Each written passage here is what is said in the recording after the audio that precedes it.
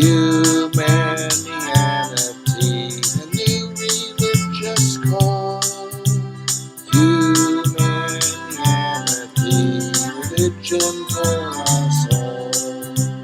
Humanity, now we all can see.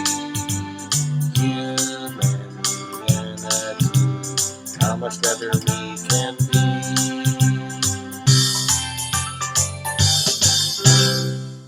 Hi, I'm Bill Van Fleet, and this is Humanianity Conversation number 54, recorded on May 22nd, 2020. It is the 22nd recorded conversation with my friend Mike. We again continued our discussion regarding the different definitions of truth that are used for different purposes, such that confusion can occur in discussions because of misunderstanding. Due to a storm, there were multiple disruptions and a premature ending of the discussion, which we plan to continue. So, okay. So as I was saying, I know I texted you this at the end of our last conversation, but I just want to go on the record here and say that I regret getting so emotional last time when we were talking about towards the end of the conversation. I got very passionate about Richard Dawkins and this anti-science movement. Very passionate about it, and I got very emotional. Well, I mean, it's a big thing. I don't think you have to apologize for that. But I understand. But we've gotten closer now, I think, to this the issue about truth. The way that tentatively, the way that I am interpreting all of this, which may not be correct, is that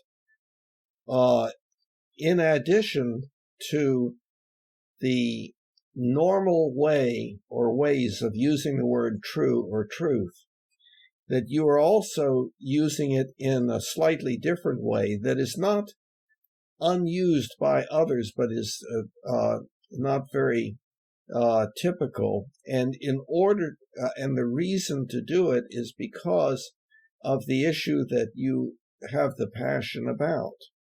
Now, in large, for a big reason, that's the ideology of it. That's what triggered me to start thinking in that way. That led me to my current definition of truth. But I actually think there's a lot of phenomena, and that phenomena might be the wrong word. There are a lot of things out there that are difficult to define and describe. A lot of situations that are difficult to understand without the definition of truth that I have. I think it's a definition that best fits the situations that I see that are difficult to understand. Okay, so let's go back over what that definition is, what your definition is. Well, okay.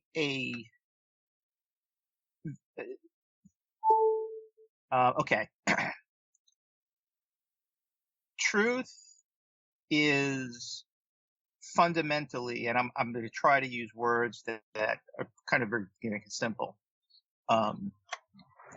That truth is primarily a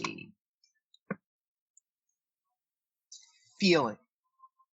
It's an internal state that somebody has. So when they say something is true, that is the unusual way that I'm using the word truth. Okay. For lack of better, it's almost like saying somebody's in a state of depression, somebody's in a state of anger, someone's in the state of truth, where they have a feeling that they think something is true. Okay. Now, the label that I would use for what I think you are referring to would be conviction, or there would be other words also. Certainty, a feeling of certainty, a feeling of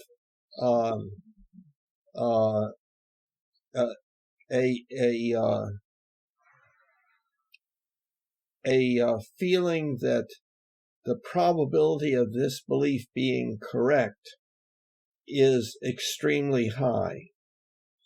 So it's a state, the feeling of certainty or conviction. Does that sound close to what you're talking about? I can understand the similarity. I understand and can see the similarities in using the word conviction, and those are some of the words: belief, conviction. Some of the words that I had used to try to kind of in the earlier definition of truth that I had, and I found them to be to have certain shortcomings that made me kind of reject them. So I think that it's kind of a good match, but not completely. And the reason why is that when you say you have a belief about something and a conviction about something, the degree of truth that you assign to that conviction is often measured against some kind of ideal. So, for example, I believe that I believe that the Earth is 96 million miles away from the. I have a conviction about that. It's 96 million miles away from the Earth, the Sun, and the Earth. Mm-hmm. And there's some ideal that I can go and test that to see if my conviction or my belief is accurate. There are many things. Uh-oh. Yeah, you got cut off. Yeah, poor. You, Bill. Yeah, can you back. Go back? Yeah. Okay. Yeah. So for several reasons, there like I said, the word conviction. Where did you get lost from? Well, very early, there was something that you said that worried me, that we were using words differently, and it was the use of the word belief. And I think it might be worthwhile to clarify how we are using that word. And I know that the word is problematic because people react to it. Oh, well, I don't have any beliefs, or, and things of that sort. But what I'm talking about is what we learn about the world, or what we think we have learned about the world. But to be more specific and concrete, I've mentioned this before. Everything that you do, what you're doing right now, is based upon a belief as to what will happen when you do it. A belief as to what will happen when you do it. It's a belief about how the world works, about what exists, and so forth. When you turn your steering wheel in one direction, you're doing it because you believe that that will turn the car.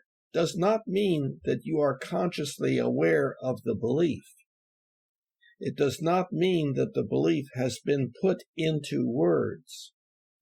So you can have a belief that you were never aware that you had, but that you've been operating according to, and that you've never put into words, although you could probably put it into words if the situation needed it, like a conversation with somebody. Well, why did you turn the steering wheel that way? Well, because I thought it would turn the car that way, and so on. I believed that it would. There are all sorts of other words that can be used.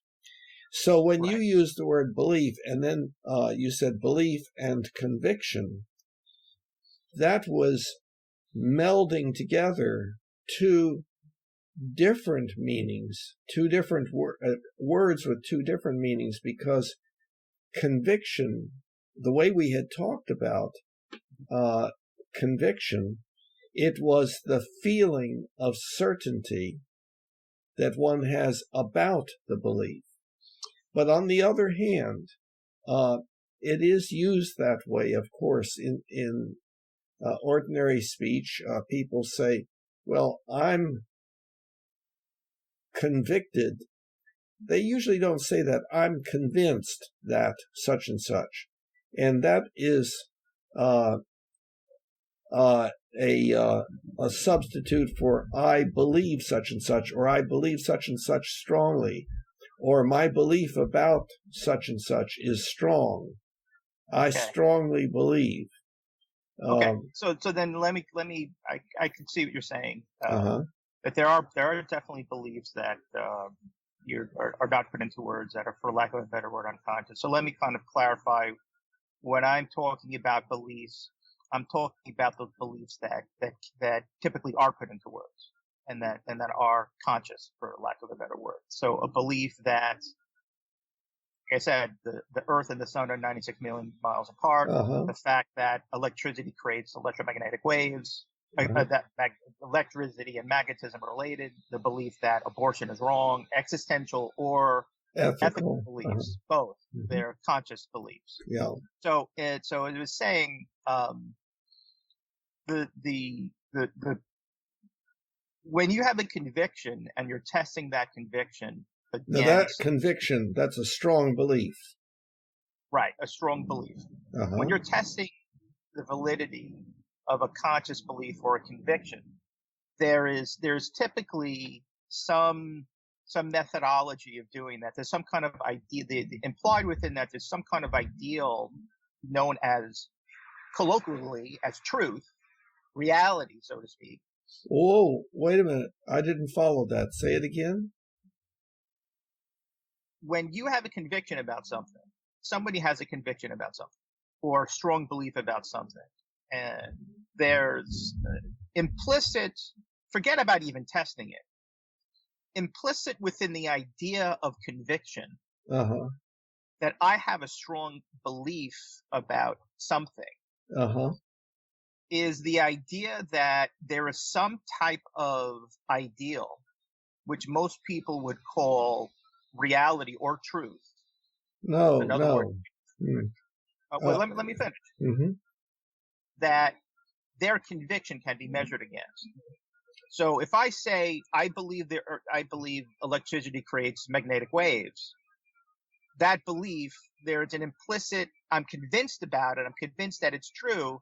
There's some kind of, there is certainly a implicit within that argument is the idea that there is some type of reality with regards to electricity creating magnetic waves that can be tested. So my conviction can be my model can be validated in some way. Okay, well, yes, that's very close to the way that I would say things. It goes back, of course, to the Mind-Body Problem book, which is freely available on the website. That's a plug for anybody listening. I hear that. Our beliefs are our beliefs about reality. They are not reality. They are our beliefs about reality, or a model of reality. Anything that we look at, when we look at it and we see it, what we are experiencing is a model of that which exists in reality. And that's a difficult concept, I think, for many people to get. And so that goes back, you remember, to the cartoon in which two people are looking at a lamp, let's say, or whatever it might be. And over the head of each individual is that balloon that has to do with what a person is either saying or thinking or experiencing. And so in the balloon, in this case of this cartoon, in each balloon is a lamp, but the lamp is a little bit different in the two balloons over the two heads, because they're seeing it from two different angles. So what they are experiencing is not actual reality, but it is something that results from the reality of a lamp being there. But everything that we, quote, know about the lamp is a model of what exists in reality. And we have no access to reality other than one thing, and that is our ability to predict. If we were not able to predict anything, we would have no reason to come up with the idea of reality. That would be really unimaginable for us anyway. Mm-hmm. But so we have our perceptions of reality and our beliefs about reality, our models of reality. And so the basic way of clarifying whether the okay. So you were to continue with what you were saying rather than So what I was saying was that we have our models of reality, like our beliefs about it and our perceptions of it, and so forth. Now, that's going to sound strange to people. They would say, well, no, I look at something, I see it there, so that's where it's really there, and so on. But the Mind-Body Problem book goes into great detail about that, and you and I have spent some time on the Mind-Body Problem book, so that may refresh memory about it. But basically what we're talking about is, I agree with you that there are non-optimal tendencies that many of us humans have, that one of which is our rejection of, quote, science. And what science does, well, I thought that's what you felt passionate about. Oh, no, yeah. Okay. And so what is science? Well, science is that area of activity that is designed to obtain as accurate beliefs as possible. And it does it by the rules of logic and the rules of evidence, especially the rules of evidence. And so that has to do with statistical design, experimental design, things of that sort, such that we can draw certain conclusions by virtue of doing certain things or observing certain things, and then and making predictions as to what we will observe, and then seeing whether we observe it or not. And of course, it gets very complex with advanced mathematics and so on.